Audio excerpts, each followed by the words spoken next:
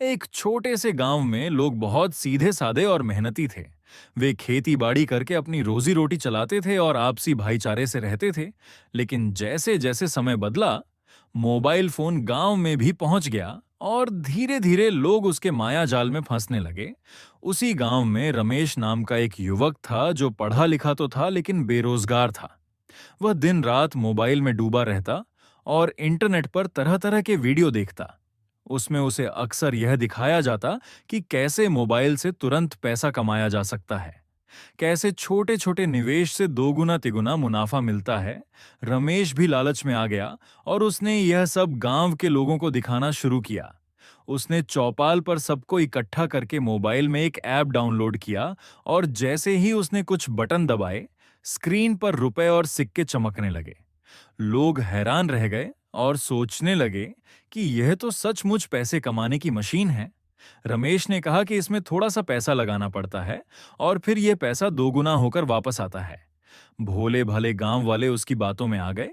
किसी ने 500 रुपए लगाए, किसी ने 1,000, तो किसी ने अपनी बकरी बेचकर 5,000 रुपए लगा दिए।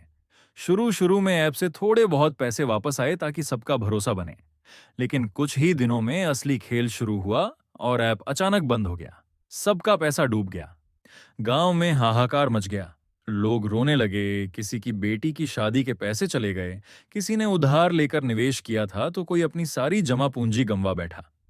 वे सब रमेश को घेरने लगे, लेकिन रमेश खुद भी परेशान था, क्योंकि शहर में बैठे असली ठगों ने उसे भी धोखा दिया था।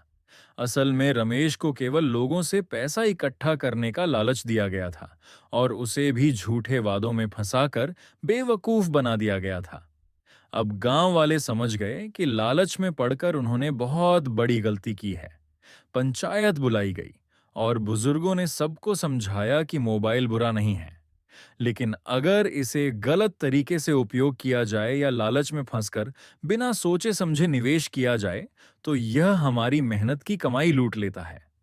असली धन मेहनत से आता है, शॉर्टकट से नहीं। गांव के लोगों ने कसम खाई कि अब से वे केवल मेहनत करके ही कमाएंगे और मोबाइल का इस्तेमाल सिर्फ पढ़ाई, जानकारी और सही कामों के लिए करेंगे। धीरे धीरे गांव ने फिर से खेती बाड़ी और छोटे छोटे कामों पर ध्यान देना शुरू किया। महिलाएं अपने बनाए पापड़, अचार और सामान ऑनलाइन बेचने लगीं। युवा खेती की नई तकनीकें मोबाइल से सीखने लगे और मंडी के भाव जानकर सही दाम पर फसल बेचने लगे। बच्चों को भी पढ़ाई के लिए मोबाइल का सही इस्तेमाल सिखाया गया। इस तरह गांव ने अपनी गलती से सबक लिया और समझ गया कि मोबाइल का मायाजाल हमें बर्बाद कर सकता है अगर हम उसे समझदारी से न इस्तेमाल करें।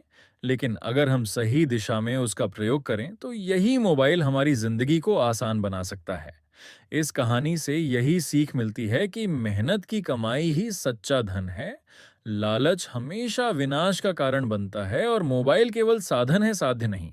इसका सही उपयोग ही हमें आगे बढ़ा सकता है।